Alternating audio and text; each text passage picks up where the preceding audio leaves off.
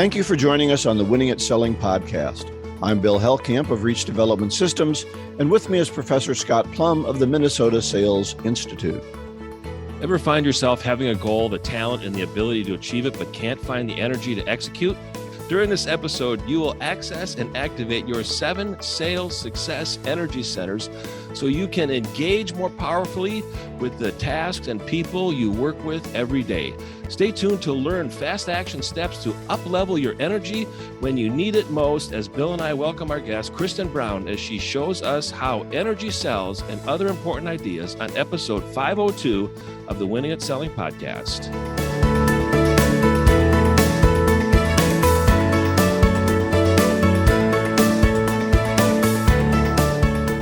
Well, as became our custom, Scott, we're going to forego the book club this week so we can spend the whole podcast with Kristen. But everyone be ready for next week, The Success Principles by Jack Canfield. We're still in part 1. We'll talk about principles 11 through 15. So, Scott, why don't you welcome our guest? Sure, Kristen. Great. Thanks for joining us, Kristen. Hey, guys. I'm excited to be here. Nice I'm going to share a little background so people can put in context where you're coming from. So Kristen Brown is an energy mastery expert who helps us charge up even during times of stress and change. She works with companies around the world as she's appeared on media like Live with Kelly, Forbes, Working Mother, Psychology Today, and many more. Her biggest faults: she is an occasional know-it-all and frequent wine aficionado. She lives in Minneapolis and loves hiking and anything on, near, or in the water, and hanging out with her dog and daughter. I encourage all of our listeners to go and learn more about her at KristenBrownPresents.com. Welcome, Kristen. Thanks for having me. I'm excited to talk to you guys, the sales gurus. Yeah, our listeners are anxious. I got to get a turban. I got to get a turban if I'm going to be a guru, don't I? You need to grow a beard too, Bill. Oh, well, that's not going to happen. I know it's not going to happen. I'm a patchy shaver, so I can. That's right. That's right. Gillette loves you. That's right. That's right. They don't want to lose a customer. So this is an interesting topic on energy, and it's obviously one that's not very common, Kristen. I'm kind of curious, how did you get focused on the importance of energy and really dedicating a lot of your time to this topic? Well, when you hear the word energy, people naturally just assume it's that like up and high positivity and kind of high frenetic activity, what definition of the word energy. Mm-hmm. But energy is really the emotion that you bring to any situation. So as many emotions as you can feel: happiness, sadness, fear, stress, overjoyed, those are all different types of energies. So you can bring low energy, high energy, happy energy, sad energy to any situation that you go into. And when you think about emotions, every emotion that you experience is made up of the same neurotransmitters, the same chemicals that are excreted and circulating through your body and brain, but in different ratios. So when you activate different energies within your body, it's actually a biological shift that's happening that then changes your emotional and mental output so that you can then show up with the impact and influence that you want in any situation. Wow. It's powerful. I think that's great that we can make that decision to create some energy, and then our body will change as a result of it. But we're going to we talk to salespeople, obviously. So how does that energy level that you're talking about affect that relationship with our client? Yeah, it's everything. The heart of any sales call, any negotiation, any pre-existing relationship, any new prospecting relationship, it's all based on that emotional connection that you make with them from way before your mouth even opens. So it's really important that even when you're writing an email, doing a cold call, whatever it happens to be, that you look at where you're at, that you tune into your body, your mind, and your spirit, and you say, okay, where am I at right now? Am I bringing what I need to really create the connection that I want? And if you've woken up on the wrong side of the bed, we all have had that happen, and you just kind of feel like junk, and you just don't bring that charisma that you normally would on a day where you turn on that energy. So, the heart of it, as we all know, the heart of sales is that relationship, and energy is the key to that. So you bring up my next question, which then is, all right, when I do wake up on the wrong side of the bed, right? When I do have a day where I just don't feel like, I don't even feel like seeing my clients today, right? how do I create that? Because I've still got to go out. The appointments are still there. The phone calls still have to be made.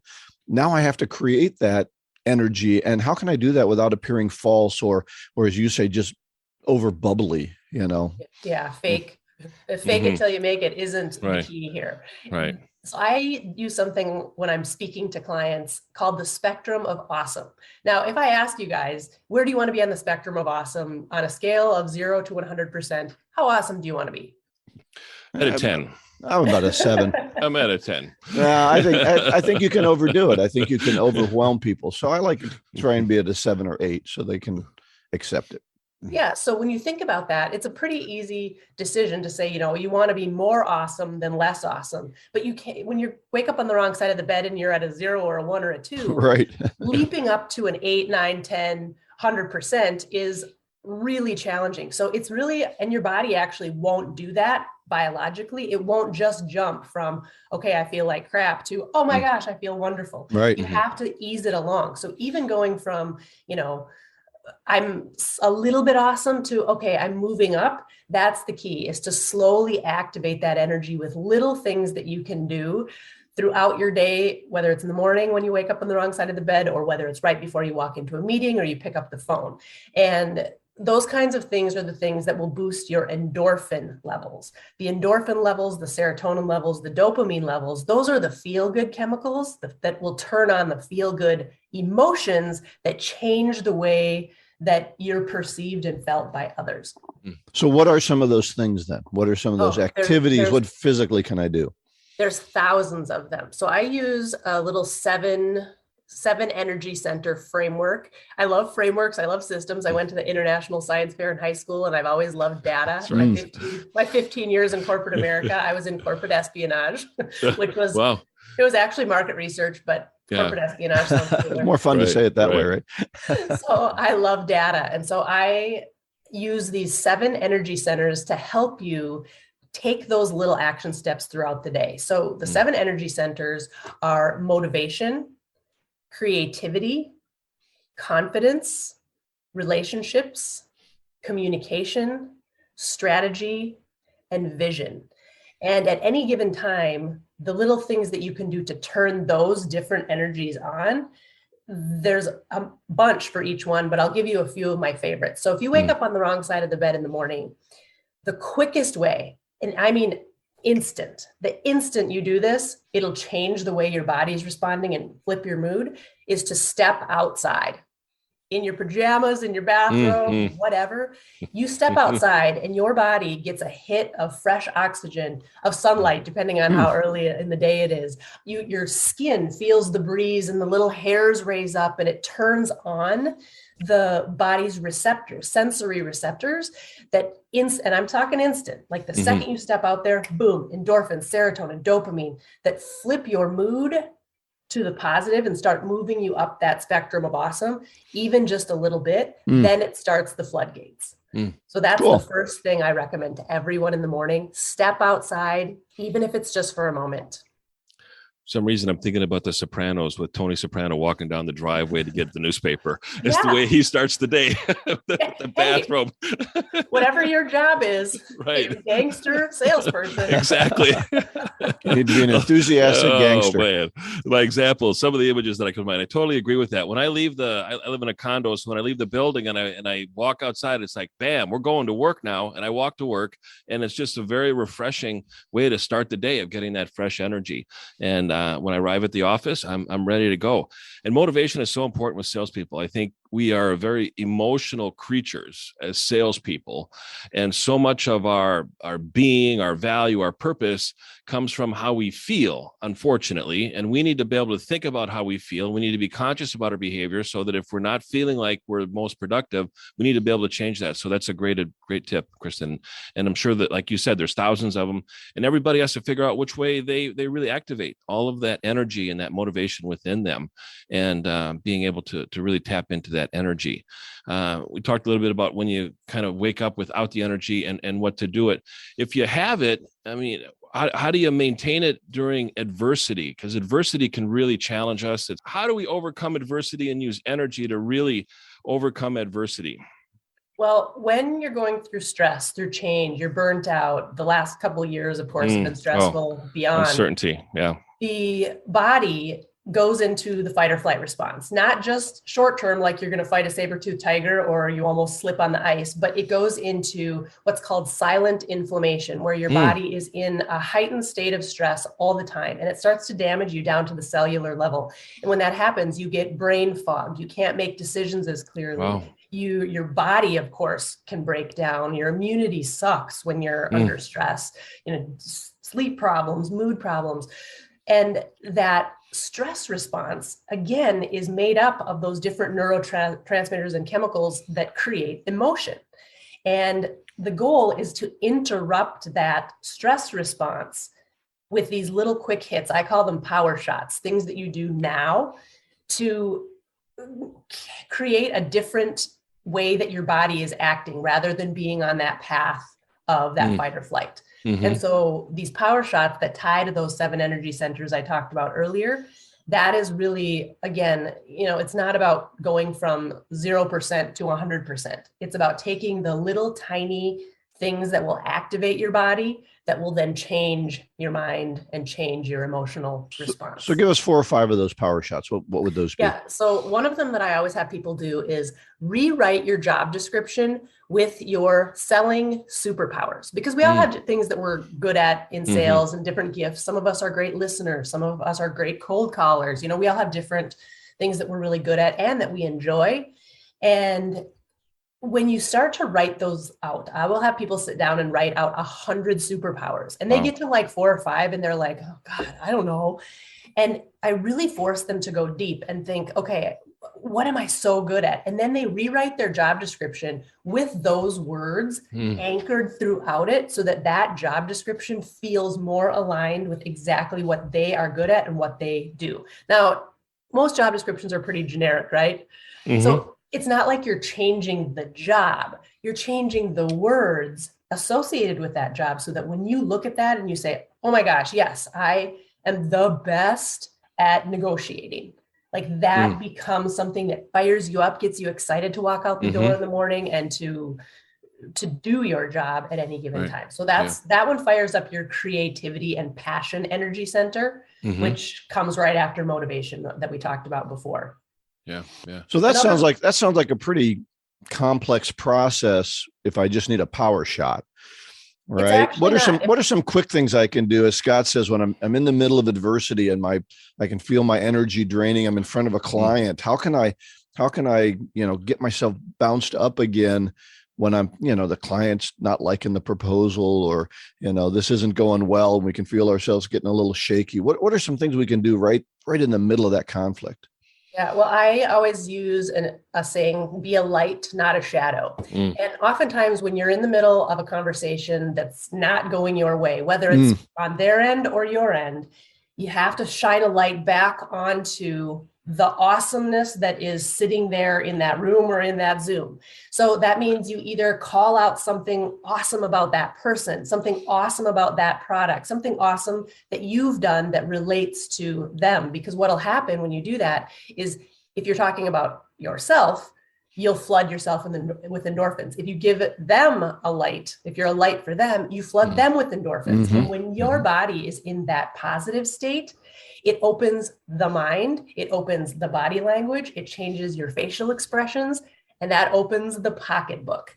So being a light, not a shadow, when things start to go not your way, is as simple as a quick compliment. And if you can't think of something, compliment their shoes, compliment their earrings, whatever, but anything to give that light back to the conversation, to give that endorphin dopamine boost. It's the physical change that will create the emotional change. Yeah, I think that's so powerful when it comes to electronic communication. Emails, text messages can come across as being cold, harsh, intellectual, and we really intend to have them be more emotional and really define the emails by using emotions to describe gratitude and appreciation in the beginning. And then it's called the Mary Kay sandwich. I've heard this before. It's the opening is very positive, the criticalness in the center, and then the closing is very positive. Is that kind of an example of how people can use energy in communication? Absolutely. Because we all know negotiations and sales are hard. You're always going to come up against people that have objections and that, they don't have the budget, or they have another vendor already. And when that happens, it always comes back to likability, trustworthiness, and that they know you. They feel like that they have something in common with you. So when you can start creating those moments of whether it's the Mary Kay sandwich or whether it's being a light, not a shadow, and you start to build in that likability factor, we do business with people that we like, that we know, that we trust. And as we said at the beginning, relationships are really the heart of any sale. So yeah, that's absolutely, you nailed it, Scott. Yeah, thank you. And the salespeople, I think, are really the leaders in the sales conversation, and they set the tone. They set the culture within the conversation, and they decide what energy they want to bring or which energy they don't want to bring. And in some cases, in most cases, I think the prospect really picks up on that, and confidence needs to come through. And I think energy has a lot to do with the confidence that salespeople have. Is that a safe statement? Yeah, and there's a fine line between the confidence and the swagger that is welcoming and the confidence and the swagger that's off-putting.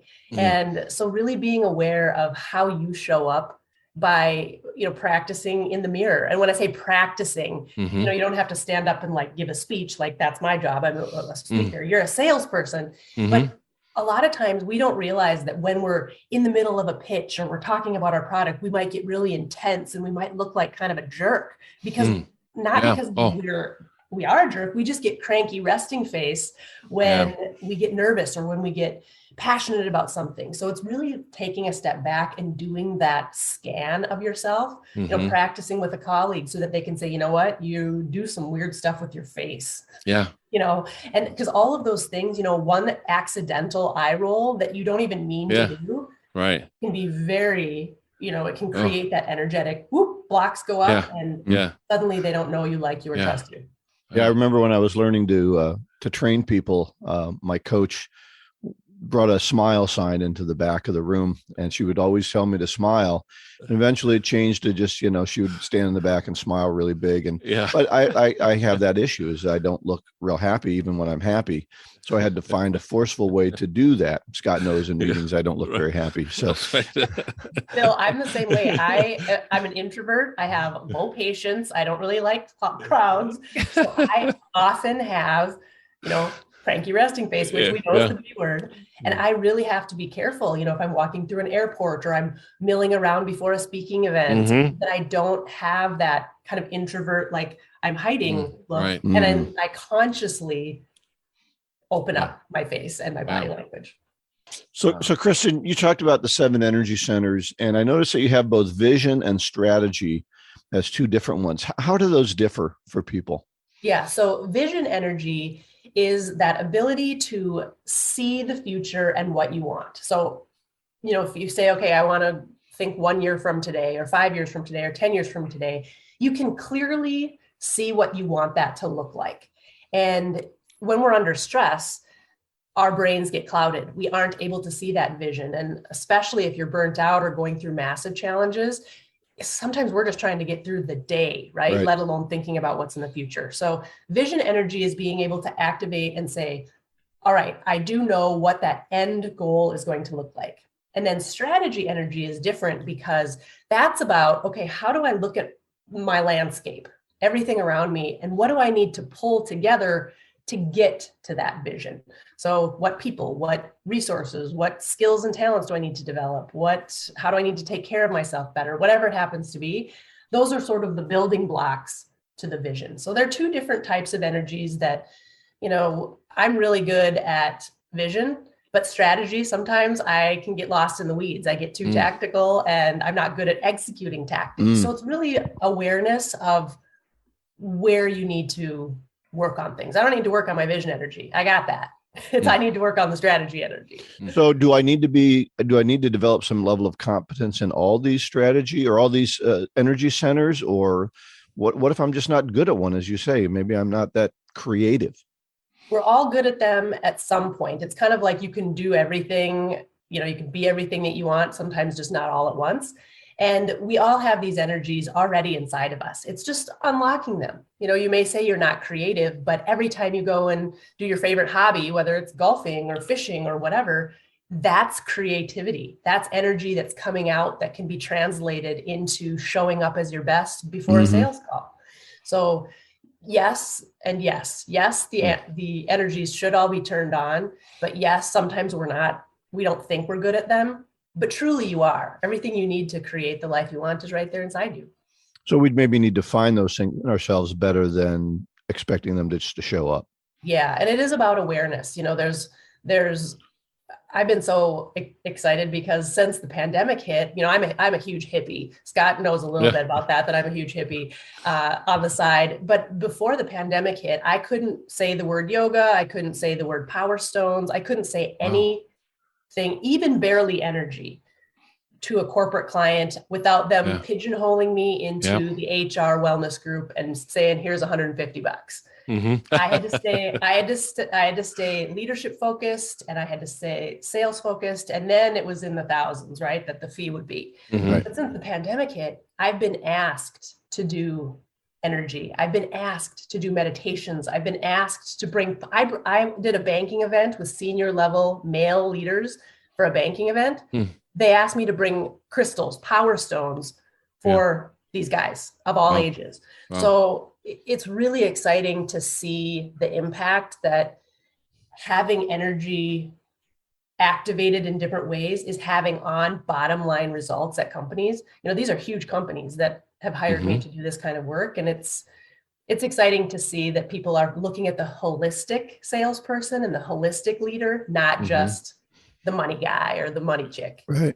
Well, let's talk a little bit about the effects of the COVID shutdown and as people are trying to come out of it. Scott and I both are very active in PSA, as you know, and I know you've been a speaker there for us before, but we're finding it very difficult to get people re-engaged. We used to have meetings with 50 or 60 people. Now we're hoping to get 20 to 25 people to get out of their house, get out of their jammies, and actually start to show up at things. I think some of it might still be fear of the pandemic, but I think a lot of it is we've just created new bad habits where we hope business is going to happen because we're in our home in our jammies. And what can we do? What can people do individually if they're feeling that really low right now, or concerned or fear or whatever that's keeping them from getting back out and re-engaging? How can we help people to re-engage? Well, a lot of people don't even realize it. I read some research about a year into the pandemic that the response times to emails, to texts, project deadlines, all of those were being missed by a lot. People weren't returning calls because the stress response, as I mentioned earlier, literally shuts down decision-making. It fogs your brain. You're not able to prioritize as effectively.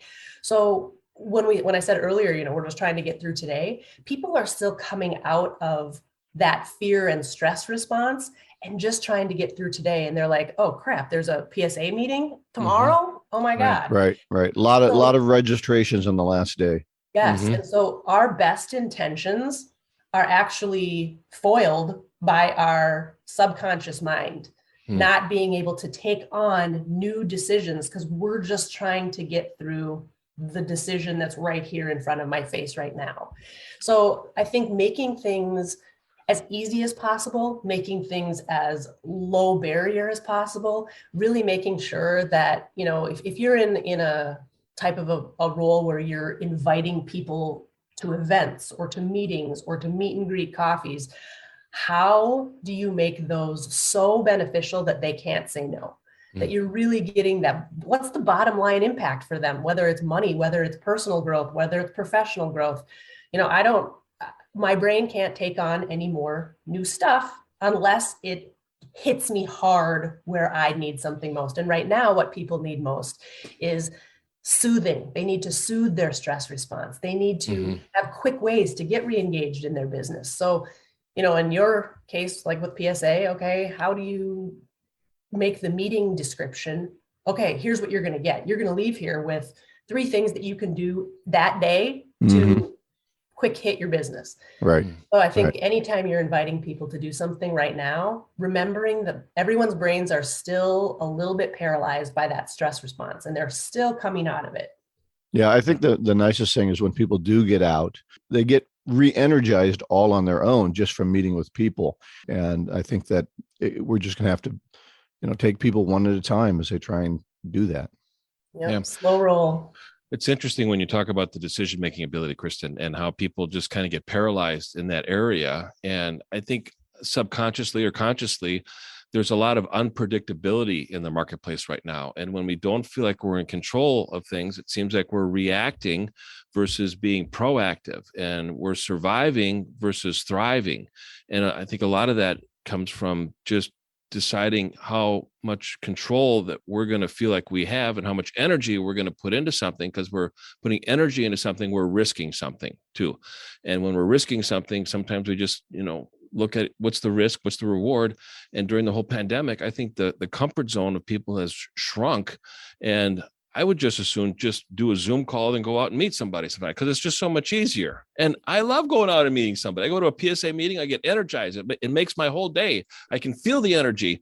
And I'm an introvert. People, think that I'm an extrovert because I'm a sales guy. No, I'm an introvert. And I'm more of an ambivert, which I kind of adjust to the environment that I'm in, and I play that role. And I think salespeople need to understand what their role is. And energy seems to be so important when it comes to playing the role and being able to be flexible. So I really I love the topic. As we start kind of winding up, what are some of the things that you want our listeners to know that we didn't cover?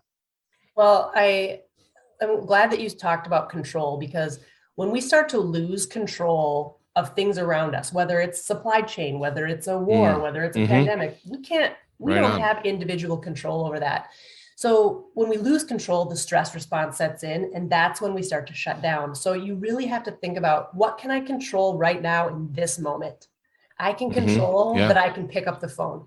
I can control that I can send an email right now. I can control that I take my pajamas off and put on some jewelry and go to this meeting in person. You can control little things in your own world that will instantly, again, it's all about the physical change that's happening in your brain. If you control something right away, you're proud of yourself. It's a subconscious pride thing. And then you're like, oh, that felt good. And your body kicks out an endorphin boost. And our bodies like endorphin boosts. So we want more of it. And it'll kick us in our own butt to move forward. Right. The next thing that we can control. Yeah, I think it's just that overcoming inertia. Right. Yeah. It's easy to do nothing. And we've had 2 years of kind of sitting around, and to, as you say, to take a shower at 7 a.m. and put on some good clothes and go somewhere, it takes energy, and you've got to push yourself through that desire to just, it didn't cost me that much, I'll just skip it. Yeah. Right. Yeah. So, well, great. It's been really great having you with us today. We'll put in some links so people can get hold of you if they want to get more questions. Any other resources that you want to make available for our listeners? Any maybe tip sheets you have or anything? Yeah, I have a 30-day energy reset grid that is going live on my website. It's a free download. My website's being overhauled, so depending on when you're listening to this, either it'll be right on the front page or it'll be at a link below. But I'll make sure you guys get that link to put. Just get us a direct link, and then they can go right to it. It's a 30-day energy reset. Every day is one quick power shot that takes less than 2 minutes to get your energy activated and turned on in 30 days. That's great. Thank you. Yeah. And that'll be at KristenBrownPresents.com. And I've known Kristen for 10 years. She's got a great story. So our listeners, I really encourage you to visit her website, learn more about her. And I think she's got great advice that everybody can apply. But you have to be able to have the guts and courage to apply something new. And I hope that you get the confidence from the content that Kristen has delivered on the show today, and you really have the guts and courage to apply it. So thanks for joining us, Kristen. Yeah, thanks, Kristen. Thanks so much. This segment is brought to you by The Art of Prospecting, Your Guide to Get in the Door by Steve Kloida. I'm Ron Lehman, and I want to tell you about one of the best sales books I've ever read. The Art of Prospecting, Your Guide to Get in the Door, gives you the tools and techniques to fill your pipeline and achieve more sales success. The author is Steve Kloida, known as the prospecting expert, and this book proves it. So if you want to learn from the master, get The Art of Prospecting, Your Guide to Get in the Door. It's available at theprospectingexpert.com. Just click on the Buy Book button. That was a great chat with Kristen, Bill. Yeah. I'm glad that she was able to be on the show with us. That was nice. Yep.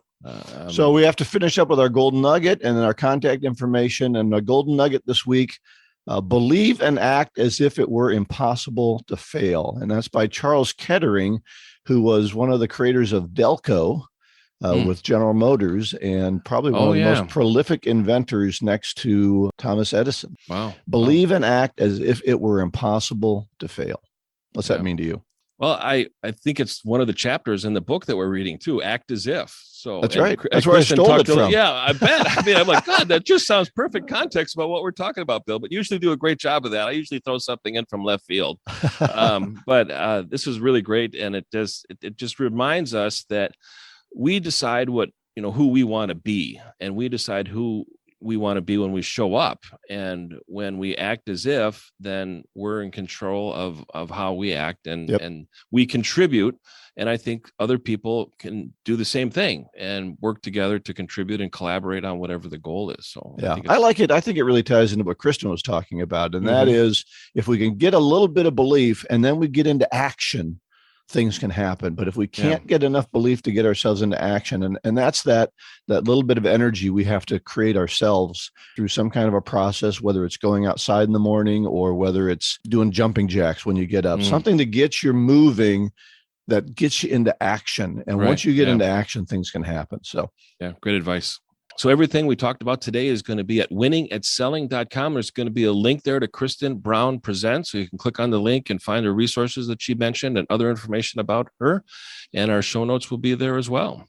Next week, The Success Principles by Jack Canfield, Part 1, Principles 11 through 15. As Scott said, the act as if will be one of those. And then our topic is going to be sales compensation plans. How do we get paid for what we do? Go out and get better one skill at a time. Joyful selling.